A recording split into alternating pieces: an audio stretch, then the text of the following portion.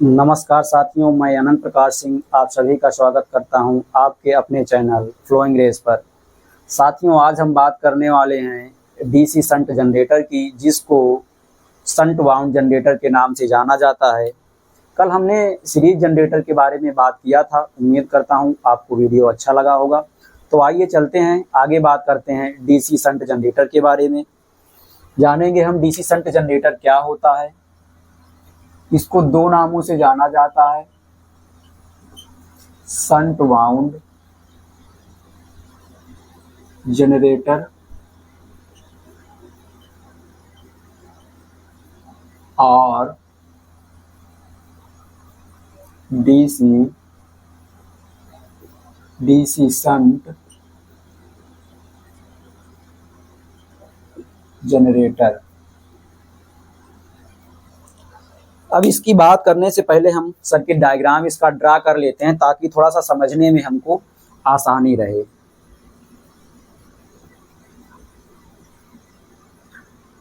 अगर ये हम बात कर रहे हैं तो ये हमारा आर्मेचर है, जिसके ऊपर हम कार्बन ब्रश दिखा रहे हैं।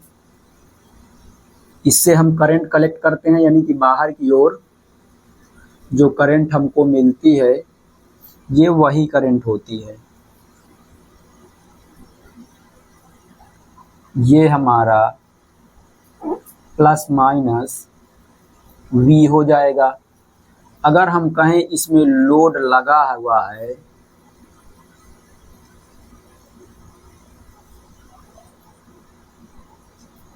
कुछ इस प्रकार से, इसको हमने कह दिया RL। अब अगर इसके आर्मेचर रेजिस्टेंस की हम बात करेंगे और जनरेटेड EMF की बात करेंगे तो हमको ये मिलेगा। इसको हमने आर्मेचर रेजिस्टेंस को RA से डिनोट किया और जो जनरेटेड EMF होगा इसको हमने EG से डिनोट किया। अब इसका जो फील्ड रेजिस्टेंस है इसके पैरेलल में होता है, इसी वजह से इसका नाम शंट वाउंड या डीसी शंट जनरेटर दिया गया। शंट का मतलब पैरेलल से होता है। ये जो फील्ड वाइंडिंग की गई है इसमें नंबर ऑफ टर्न अधिक होते हैं और ये पतले वायर की बनाई जाती है, इसलिए इसका रेजिस्टेंस अधिक होता है। तो इसको डिनोट करते हैं हम RSH से। अगर हम RSH की यहाँ बात करेंगे तो RSH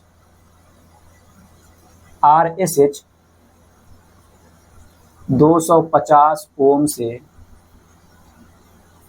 300 ओम की रेंज का होता है।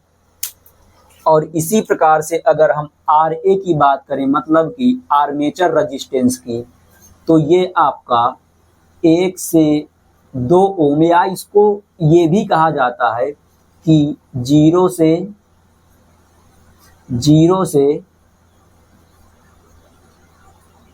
1 ओम और 2 ओम की रेंज का होता है। ये क्वेश्चन आपसे वाइवा में पूछे जाने वाले हैं, या फिर आप कहीं इंटरव्यू देने जाते हैं तो भी ये क्वेश्चन आपसे पूछे जाते हैं। अब अगर हम बात कर रहे हैं इस जनरेटर से, इसमें लोड लगा हुआ है तो इससे एक करंट निकलेगी। ये करंट जो निकलेगी इसी को हम IA कहते हैं, यानी कि आर्मेचर करंट कहते हैं। अब इसके बाद ये आर्मेचर करंट जब आगे चल के आती है तो दो भागों में डिवाइड हो जाएगी। एक भाग जो ISH बनेगा, मतलब कि जो फील्ड वाइंडिंग में जाएगा।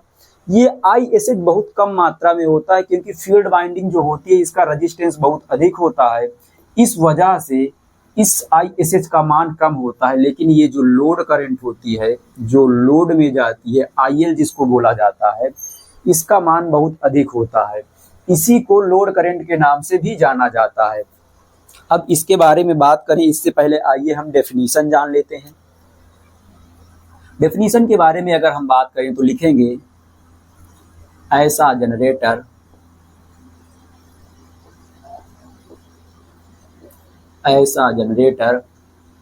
जिसमें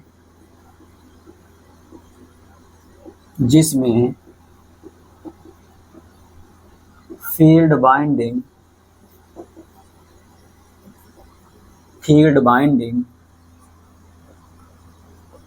आर्मेचर के समांतर क्रम में, आर्मेचर के समांतर क्रम में जुड़ी होती है शंट बाउंड या डीसी शंट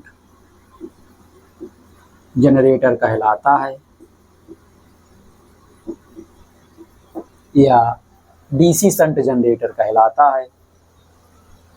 इसका जो फील्ड वाइंडिंग होता है ये शंट में होने के कारण से ही इसको हम शंट बाउंड जनरेटर कहते हैं। अब अगर यहाँ पर हम इस पॉइंट को ए नाम दे दें और इसके करंट की हम बात करें तो ये जो IA करंट है ये ISH और IL के अलजेब्रिक सम के बराबर होगा। तो अगर हम कहें KVL अप्लाई करें पॉइंट ए पर,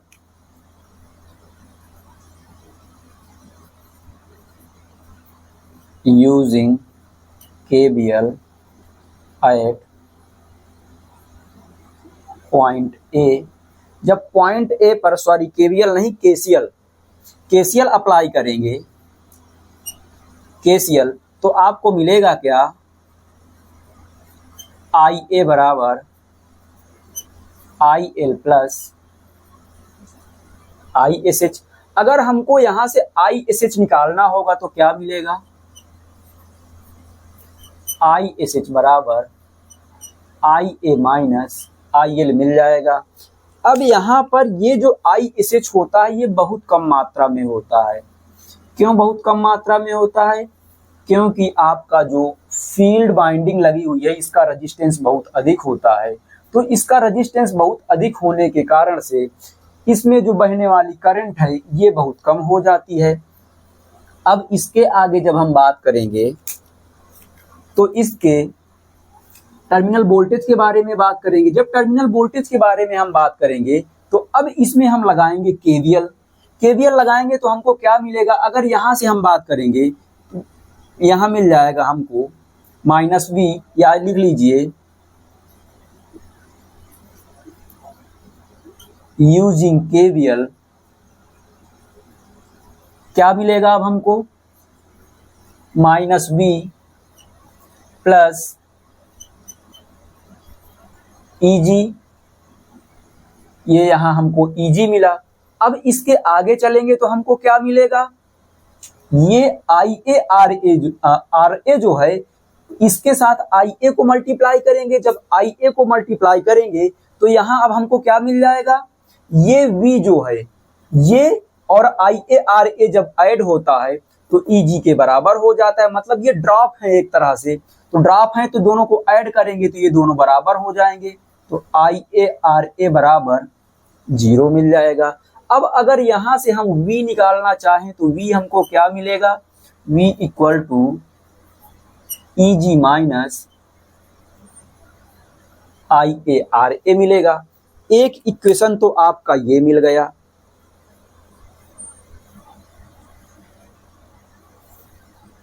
अब अगर यहां से हम बात करें हमको EG निकालना है तो EG हमको क्या मिलेगा,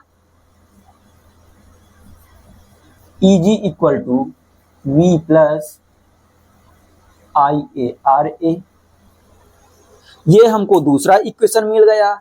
अब यहां अगर हम बात करेंगे जनरेटेड पावर की, मतलब कि जनरेटर के द्वारा कितना पावर उत्पन्न की जाएगी, तो हमको क्या मिलेगा, power P equal to VI होता है, P इक्वल टू VI होता है। तो इसके हिसाब से बात करेंगे हम। पॉज करके आप लोग नोट कर लीजिएगा, मैं इसको हटा रहा हूं।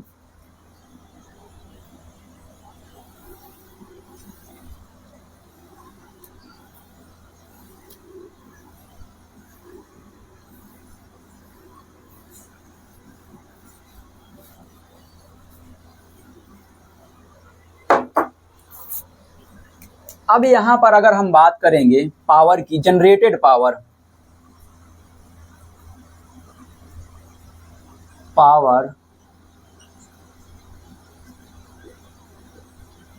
डेवलप्ड बाय जनरेटर, मतलब कि जनरेटर के द्वारा जो पावर उत्पन्न की जाएगी वो क्या मिलेगी। तो आइए अब इसके बारे में बात करते हैं। जनरेटर के द्वारा जो पावर उत्पन्न की जाएगी इसको हम पीजी से डिनोट करेंगे। पीजी क्यों? क्योंकि जी हमने जनरेटर के लिए यूज किया है, तो इसको हम पीजी लिख देंगे। तो पीजी इक्वल टू, अब जनरेटर का जो इंड्यूस्ड ईएमएफ है, मतलब कि जनरेटर में जो वोल्टेज डेवलप हो रहा है वो वोल्टेज और जनरेटर से होकर फ्लो होने वाली करंट आईए का अगर हम मल्टीप्लाई कर दें तो हमको मिल जाएगा जनरेटर के द्वारा जनरेटेड पावर। इसका मतलब हम ये कह सकते हैं ईजी इंटू आईए। और अभी हमने ईजी का वैल्यू निकाला था, जो ईजी की वैल्यू हमने निकाला था वो हमको क्या मिला था, V plus I A R A into I A. इसको अंदर लेके आइए जरा, तो ये क्या मिल जाएगा आपको, V into I A plus I A square R A. अब ये जो आई ए लिखा हुआ है, क्या इसको हम आई S H plus I L लिख सकते हैं? अगर लिख सकते हैं तो हमने ये लिख दिया I L plus I S H plus I A square R A. अब इसको अंदर ले जाइए तो ये मिल जाएगा आपको V I L plus V I S H plus I A square R A. अब यहां से ये जो पीजी है हमारा, ये जनरेटेड पावर है। इसके आगे आएंगे तो ये वी हमारा जो है ये लोड के क्रॉस का वोल्टेज है और इसमें जाने वाली जो करंट है आईएल है। तो लोड के क्रॉस वोल्टेज और आईएल, तो हम इसको PL equal to V IL लिख सकते हैं। मतलब कि इसको हम पीएल को ही आउटपुट पावर कह रहे हैं, कह सकते हैं, क्योंकि आउटपुट में जो हमको पावर मिलेगी यही पावर मिलेगी। तो हमने इसको कह दिया पी आउटपुट प्लस। अब यही वोल्टेज जो है इस बाइंडिंग के अक्रॉस लग रहा है, ये बाइंडिंग के अक्रॉस लग रहा है और इस बाइंडिंग से होकर फ्लो होने वाली करंट ISH है।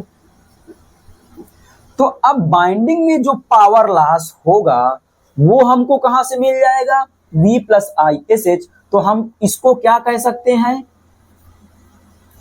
PSH कह सकते हैं। मतलब कि binding power loss plus IA square RA जो है, ये जो हमारा आर्मेचर रेजिस्टेंस है IA, इसमें से जब करंट फ्लो होगी तो इसके कारण से VI ड्रॉप हो, V इक्वल टू IR के हिसाब से ड्रॉप होगा, V इक्वल टू IR के हिसाब से। चूंकि यहाँ अब हमारी करंट IA है और रेजिस्टेंस RA है, तो अगर हम इसको ब्रेक करके लिखेंगे तो ये जो हमारा IA स्क्वायर इंटू RA लिखा हुआ है, तो हम इसको लिख सकते हैं IA RA इंटू IA, और IA RA जो है हमारा ये V है इंटू IA हो जाएगा।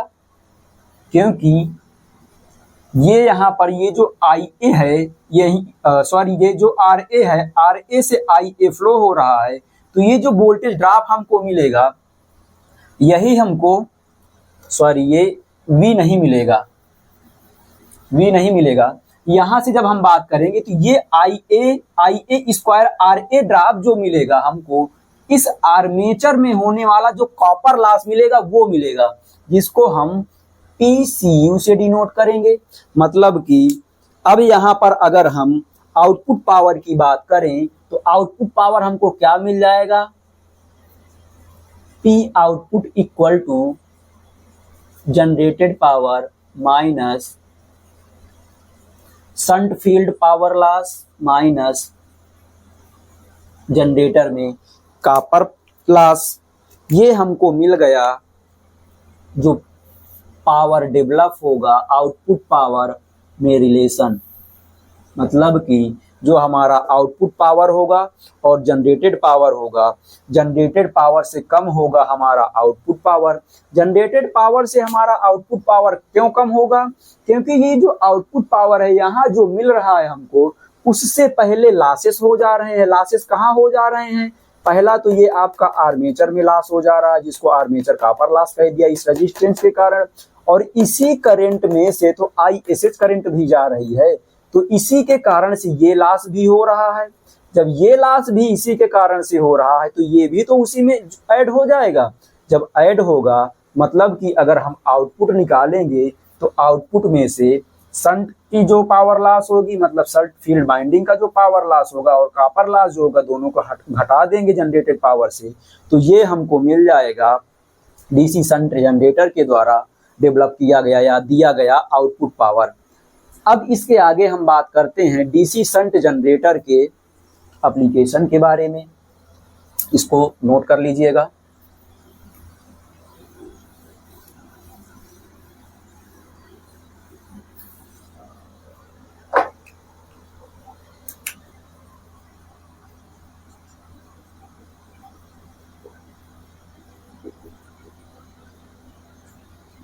Application of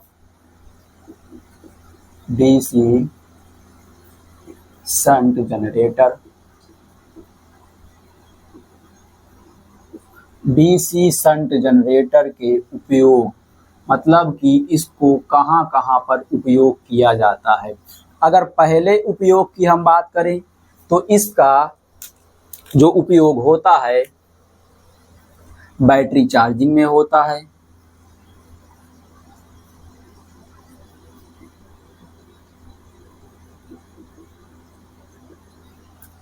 दूसरे की हम बात करें तो दूसरा हमको क्या मिल जाएगा?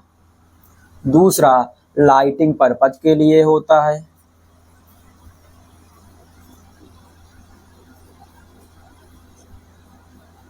लाइटिंग पर्पज के लिए होता है।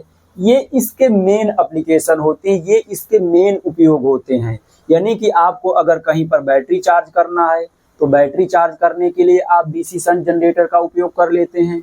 घरों में लाइटिंग के लिए यदि आप उपयोग करना चाह रहे हैं, लाइटिंग पर्पज में उपयोग करना चाह रहे हैं, तो भी आप DC शंट जनरेटर का उपयोग कर लेते हैं। तो ये रहा दोस्तों आज का टॉपिक हमारा DC शंट जनरेटर। उम्मीद करता हूँ टॉपिक आपको अच्छा लगा होगा। धन्यवाद। इसके